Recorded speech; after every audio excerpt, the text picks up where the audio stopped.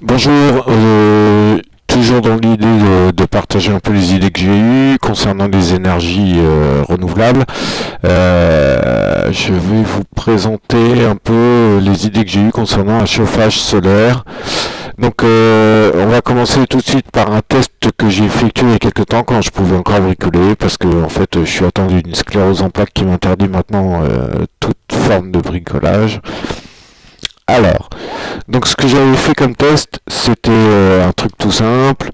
En fait, j'avais pris trois planches sur lesquelles j'avais fixé du papier d'aluminium, un tuyau que j'avais peint en noir mat, très important, faut pas du tout que ce soit réfléchissant. Et donc j'avais mis ce système-là, tout simple, au soleil, et je gagnais 12 degrés par rapport à la température extérieure. Donc potentiellement, j'ai pu voir qu'avec juste l'énergie solaire, on pouvait chauffer quand même relativement fort un système comme celui-là. Donc après, ça m'a servi de base. Par la suite, j'ai imaginé un système qui serait plus efficient que celui-là.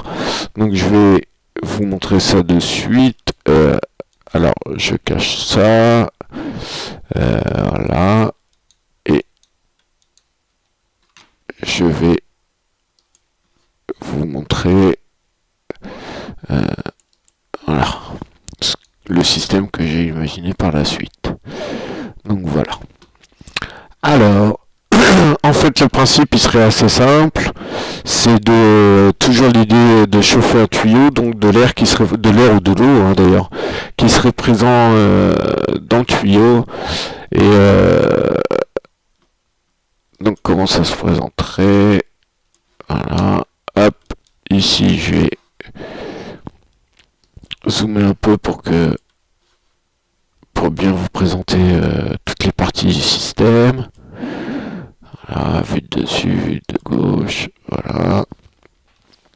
Alors, donc ce que j'ai imaginé, c'est un système avec un tuyau toujours, mais que cette fois-ci j'aurais fait en forme de plus ou moins spaghetti, donc avec des angles à 90 ici. Bon, j'ai fait deux angles à 45 à chaque fois, mais on peut faire un angle à 90 d'un seul coup. C'était pour plus... Enfin, ce tuyau, je l'ai voulu démontable pour des raisons... pour pouvoir le nettoyer, en fait. Le nettoyer facilement, simplement. En fait, tout système devrait être démontable. Étanche, mais démontable. Donc ça, c'est relativement facile à faire, je pense. Alors, donc voilà le principe. Ce que j'ai pu tester également avec à l'aide d'un laser, c'est que en fait il faut tapisser tout l'intérieur de matériaux réfléchissants. Moi j'aurais choisi du papier d'aluminium par exemple, ou pourquoi pas du miroir. Si on peut faire une telle forme en miroir, pourquoi pas quoi. Ce que j'ai pu remarquer, c'est que la lumière se réfléchit toujours à 90 degrés. Ça c'est quelque chose que j'ai vu sur des sites parlant de la lumière, de l'optique, etc. Donc la lumière se réfléchit toujours à 90 degrés. Donc lorsqu'on fait une forme évasée comme la première partie du système ici, la lumière va toujours aller vers le côté le plus ouvert. Quel que soit l'angle d'entrée que l'on fait dans le système, la lumière va toujours se diriger vers le côté le plus évasé. Donc ici, ce que je fais, c'est que j'envoie ma lumière dans cette direction, vers le haut du système, et ici ça va être récupéré, ça va ricocher jusqu'au bout, et ça va revenir, enfin jusqu'au bout, pas obligatoirement, et ça va toujours revenir en fait vers ici. Mais ici ce qu'il faut c'est récupérer, alors il faudra peut-être allonger un peu le système avant ici, lui donner plus de longueur ou un angle plus fort pour que quand la lumière revient d'ici, elle soit automatiquement renvoyée par là. Et donc ça aura pour conséquence d'envoyer tout le temps la lumière sur le tuyau. Donc toujours tuyau peint en noir mat, j'insiste bien là-dessus, il ne faut pas du tout que ce soit réfléchissant. Et il y a d'autres améliorations qui peuvent être apportées déjà. Alors donc ici j'ai mis une vitre parce que sur le système que j'avais testé, j'avais pas du tout mis de vitre, ce qui fait que mon système était à l'air et je gagnais quand même déjà 12 degrés. Donc potentiellement ça peut chauffer assez fort. Donc voilà un peu l'idée. Alors je pense que même potentiellement quand il n'y a pas vraiment beaucoup de soleil, on peut faire entrer beaucoup de lumière dans ce système-là à l'aide de miroirs par exemple. Parce que je pense que quand on parle de lumière, il faut réfléchir. Il faut toujours réfléchir. Enfin, je pense qu'on peut rentrer une somme de lumière assez conséquente dans le système à l'aide de miroirs, réfléchir la lumière du soleil, pourquoi pas en mettre tout autour du système là, renvoyer ça sur un miroir et par ricochet le renvoyer dans le système. Là ce sera à vous d'imaginer un peu la suite de la chose. Ce que j'ai fait c'est que alors je vais essayer de vous montrer ça, voilà. À l'intérieur du tuyau, j'ai imaginé des pièces qui, par conductivité thermique du matériau utilisé, on viendra chauffer en fait ici la petite partie à l'aide de loupes. Alors ça, les loupes, c'est pareil, j'ai pu faire quelques tests avant de plus pouvoir rien tester. Ça chauffe très très fort, hein. Pour info, j'ai failli faire exploser des thermomètres en moins d'une minute. Donc ça dépassait les 50-100 degrés. Et donc voilà, ici on chauffe cette partie-là de la pièce. Pas conductivité thermique, ça va remonter à l'intérieur du tuyau. Et donc on va chauffer l'air à l'intérieur du tuyau, plutôt que de chauffer juste le tuyau et chauffer l'air sur les parties externes du tuyau, on va dire. Enfin interne là, puisque ça va. Donc on va avoir moins de perte de chaleur grâce à des petits systèmes comme ça qu'on peut implanter dans le tuyau en question. Alors je vais ressortir de ce mode d'isolation, voilà. Donc alors je sais pas si on voit bien les loupes que j'ai pu mettre, je les ai mis juste au-dessus à l'intérieur du système en fait, hein. Ouais, c'est ça. Donc sur un petit pied, donc ça c'est ma lentille en fait. Et je sais que ça a des portées assez limitées les loupes, donc c'est pour ça que j'ai choisi de la mettre à l'intérieur du système. Donc voilà, que dire de plus?